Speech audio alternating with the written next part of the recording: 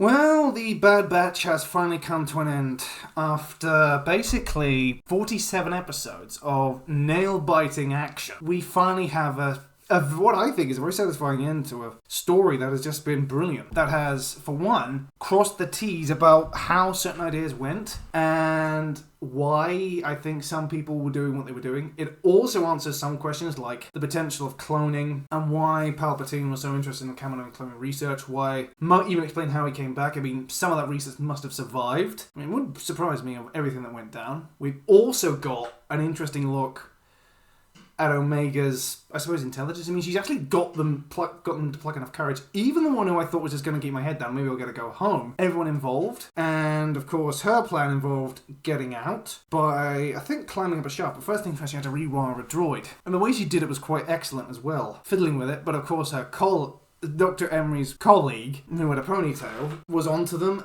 and basically said that Emerie was being too lenient with them ever since the droid went a little bit, because the droid went a little bit screwy and basically sort of put a crimp in those. Knocks out Dr. Emerie's colleague, who has said the fact that Emerie's been too lenient on. And then, oddly enough, she plans to get all four of them out. So, of course, while they were discussing it, she basically rigs up a sling for the baby so he can come to him. And at the same time, you've got, oddly enough, all four of them go along with the plan. And, well, they are climbing up the shaft. Crosshair, Hunter, and Wrecker are working their way through the forest, but, of course, things have gone a bit south. Wrecker, as usual, has to wrestle the biggest creature he can find, which was a particularly nasty predator, which thought quite possibly the Bad Batch would make a nice snack. And yeah, but he actually got rather banged up with that fight. And this was a guy who boxed a Rancor. Okay, granted, a baby Rancor, but yeah, I still remember that scene when he boxed a Rancor and fought it to a draw. Oh god, anyway, I just love that. But what I think really surprised me about that whole was the fact they were on to the Bad Batch and he tried to find them, but he couldn't necessarily really do it. And at the same time, Hemlock basically activates all the fences. He knows they're out. Rampart is captured by the clones. I think either he gave himself up or he just ran off doing a firefight, just ran off and bumped into a patrol of them. And of course, he goes up and is brought into the base, I think for interrogation, and Hemlock basically knows for a fact that the Bad Batch didn't tell him much about the plan. They just brought him along because they just had to. And also at the same time, there's a lot of things going on. Emerie and Echo are working their way through the base and working hard. They're on their way to the vault, but at the same time, Omeaga and her are now climbing up the shaft that she discovered previously, trying to find a way out. But it's not exactly easy going. First of all, I forget the name of it, but the baby that was put in, he is basically getting a bit fussy and restless by being stuck in a dark, noisy tunnel. You know, I get the funny feeling he doesn't really like that environment.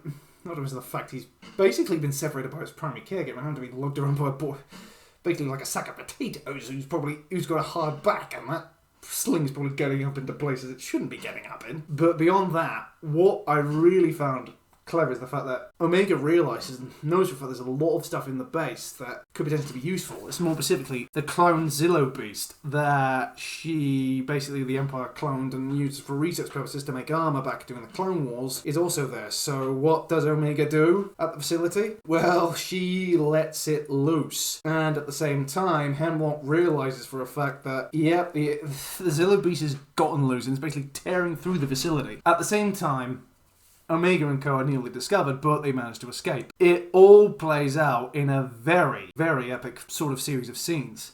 While at the same time, as the Zillo Beast is just rampaging through the facility and goes out into the jungle, after smashing its way through, Emerie and Cross and Echo are basically making their way through, getting caught into trouble along the way and avoiding trouble wherever they can. Meanwhile, at the same time, Hunter, Crosshair, and Wrecker realise for a fact oddly enough, they have a way in to the base. Namely, with their basically reflect the hole that the Zillo Beast made when it had escaped. And they plan to use that to get through in the chaos to try and get out. But Hemlock is a man of contingency plans. He has basically been creating operatives. He's lost a couple of them, but he has 4 specialist operatives standing by. So we know exactly what he's been doing. And basically he sort of created his own Clone Force 99, his own Bad Batch. In this case, we have a melee fighter with 2, I think, knives or vibroblades, a brawler who doesn't use a gun, I think the sniper that we've seen before, and then someone with a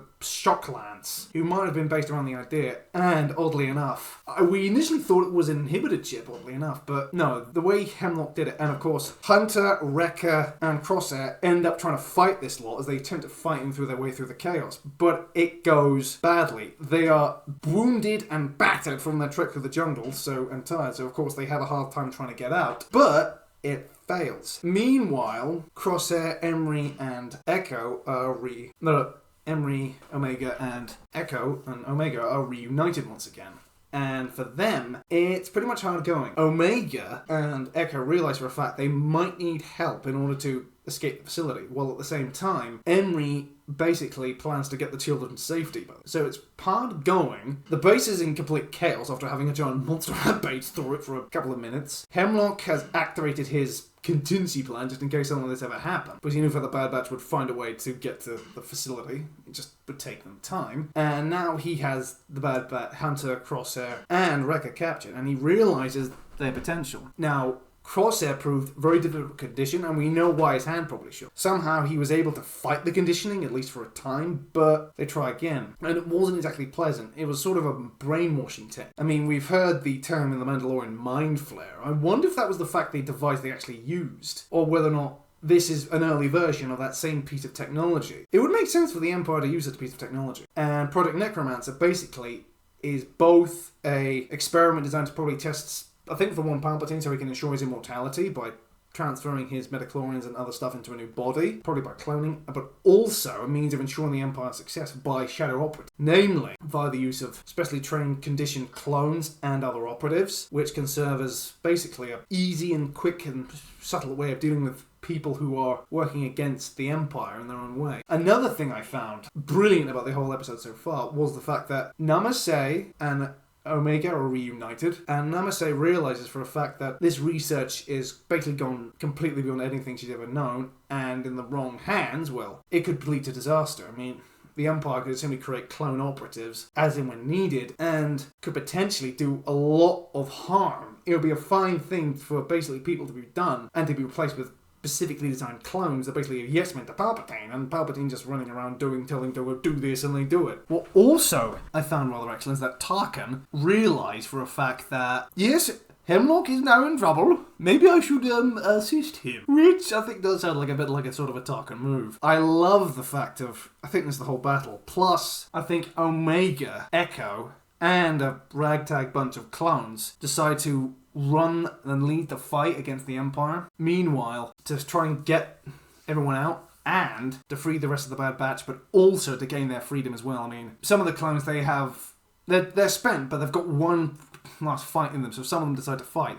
Also, the clones are already now willing to fight for their freedom, something they've been denied it for a long time. And what really cinched it for me, oddly enough, during the episode, is the fact that Hemlock has plans and more plans. But it goes quite badly. I mean, he tries conditioning Hunter, Crosshair, and Wrecker, but Omeaga is definitely very crafty and manages to release the restraints on Wrecker, who is basically starting to come to from whatever, I think, the initial phase of conditioning. And once Wrecker's free, he tears the place up like a battle-crazed berserker, giving pretty much a hard fight for even the Substitute Clone Force 99, or the Necro Force, I suppose we should call them. Yeah, the Bad Batch have basically infiltrated a classified Imperial facility, wrecked half of it by letting a Zillo piece loose, and now basically causing absolute havoc with them losing a number of stormtroopers, and maybe other clone commandos. And now the prisoners are basically fighting back. But it's a hard fight, and the clone operatives are just running rampant. It takes all the remaining strength of the Bad Batch just to be able to beat them when it comes at a heavy cost. I mean, Crosshair loses his hand, obviously a shooting hand, which has been playing him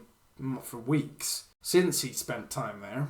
He's also got the fact that Echo has managed to fight his way through, thanks to help with a few clones, but Hemlock decides the fact that clones are a liability, more specifically it's their loyalty to one another, because they're the only family each ever's known, and so he basically gasses them. But first of all, it doesn't necessarily work on a Stormtrooper armor, because Echo's wearing stormtrooper armor, and then, of course, he manages to fight off his bladed assassin, but not without... So he's getting wounded, and everyone is wounded, of course. And then Hemlock plans his escape. He takes from, I think, the operative that captured Omeaga, the remote for stuff, a blaster, and a pair of, binders, and handcuffs and binds himself to Omeaga, and then plans to... And then with his...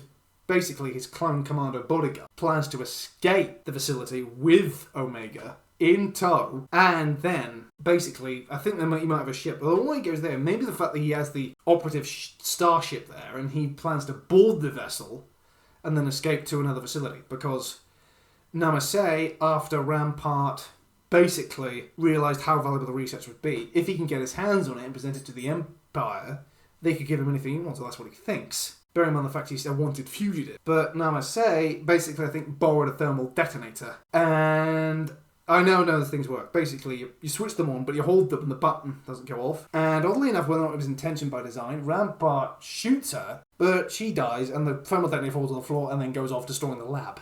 So basically, oddly enough, it worked exactly as intended. Namaste has basically sacrificed her life for the good of the galaxy there. And at the end of the episode, they're facing Hemlock and Crosshair and Hunter have a little bit of a standoff. They both want Omeaga alive. The Bad Bathc because of parental instinct, and Hemlock because Omeaga is the key to his research. Oh, maybe I'll explain what Emerie did. Emerie basically took off to a safe place with, I think, a number of clones and the children. And, well, that's what she decided to do. What I really thought was a bit interesting was the fact that Omeaga is very clever, very crafty. And Hunter knows this. He's known since day one that Omega's intelligence and curiosity would pay off. And he knows for a fact that she is good at improvising, just as she learned from the best of them. And she has a plan. She still has that little tool, which she used to hack the droid. And now she draws it from her wrist and stabs it into Hemlock, breaking herself free and being able to escape. But it doesn't go quite as according to plan. Well, it does actually, because once she's free and clear, as Hemlock now has a needle in him, Crosshair shoots the binder, breaking it, and then both Crosshair and Hunter load him with blaster bolts, and down Hemlock goes. The first of many twisted Imperial officials meeting their end at the hands of insurgents. And with that, that's the end of the story for the now. Eventually, the Bad Batch get their own shuttle and fly to Pabu. And we then, basically, it's the end of the story. Wrecker, Crosshair, and Hunter and Omeaga are glad just to be home. And that's where Omeaga was. I think she's got her family back. At the same time, Emerie and Echo are thinking for a fact of what they can do. Senator Chuchi has plans to take several clones along to help them get settled. And at the same time, Emerie, who plans to make amends for all the ill deeds she's done, and could possibly to continue her plans, I think, for research. We never know. She might be the one who may have played a role in other stuff. I mean, if she's a Omega-type clone, she might have intelligence. For all we know, she might be a lead figure in turning the X-Wing into the formidable starfighter that would win the Galactic Civil War. And maybe keeping a bunch of Y-Wings flying. Or maybe she would find ways of expanding the rebellion's back discipline. But what I think loved about the ending was the fact that how satisfying it was. With eventually the clones settling in on life on Pabu, the 3 or 4 orphans now, children, maybe reunited with their families, maybe not, depends who they were, but Hunter decides they can be looked after here. I mean, Omeaga has learned from the best. I mean, she's looked up to at least by one of them as a big sister, and she's shown them courage, showed them how to be brave, making, I think, Hunter a little bit proud of basically his little girl growing up into basically the capable young woman he always knew she'd be. And at the same time, Omega's just glad to be home, and you think that would be the end of the episode, with it ending basically there, but there's an epilogue. And it takes place, I think, several years later. Omeaga has decided basically to continue the fight that she started there. She plans to join the rebellion as a pilot. What kind of pilot she becomes, we may never know. She might even fly an X-Wing. She might even be present at one of any of a number of battles. Maybe even at the Battle of Endor. She might even be the female pilot. But we may never know. Well, I might be jumping to conclusions here. But it's a touching scene, oddly enough, as Omeaga, now a young woman, plans to join the rebellion. But Hunter, who's old now, as several years, and he ages twice as fast, assuming he ages at the same rate as other clones, has decided to basically have one last talk with Omeaga. He knows for a fact that Omeaga is now an adult and capable of making her own decisions. She's gotten herself out of tougher situations, yeah. And oddly enough, he tells her for a fact that he's basically the Bad Batch's daughter, and it was their job to keep her safe. But he acknowledges the fact that Omeaga has grown up and needs to basically make her own decisions, which of course is join the rebellion. So he lets Omeaga go, and Omeaga goes off to join the rebellion. It was an auspicious end, or perhaps one of the best endings ever, because Omega's story does go on. And I hope we actually get to see a lot more of her going forward, because Omeaga is probably one of the best characters in Star Wars, especially in the whole timeline. She's been fun to watch, and maybe we might see her in live action form. Maybe, hopefully, in The Mandalorian Season 5 when we get it, or in another show. I hope for a fact, or maybe in the comics, or novels, because the fighter pilot Omeaga does sound interesting. And knowing her, she'd probably be present for a number of battles. She might even fly with Luke Skywalker, Han Solo, and Princess Leia. And depending on when it takes place, she might even cross wings with Hera Syndulla. And perhaps might even be trained by Hera Syndulla. But I'm just rambling. Yeah, Bad Batch was one of the best Star Wars seasons ever. I mean, it was in my top 5 video of cartoons for last year, and it's come to a very satisfying ending in my opinion. It's been a thrill of a ride, gradually getting darker, but ending on a happy ending, which I think was quite possibly what was good about it. The ending of The Bad Batch has basically been that. It's been a self-contained story, and it's done brilliantly well. I hope we get more stuff like this going forward in Star Wars, because it's of high caliber, even if it is on Disney+. And I hope Andor Season 2 is just as good when it comes out. And with that, I've been the Emerie Challenger, so please leave a comment and subscribe. What did you think of The Bad Batch and its ending? Did you wish there was more, or do you hope the fact there was more stuff to come? I hope we do get more Star Wars stuff in this form at some point. Well, I've been the Emerie Challenger, and I'll see you on the next one. Cheerio!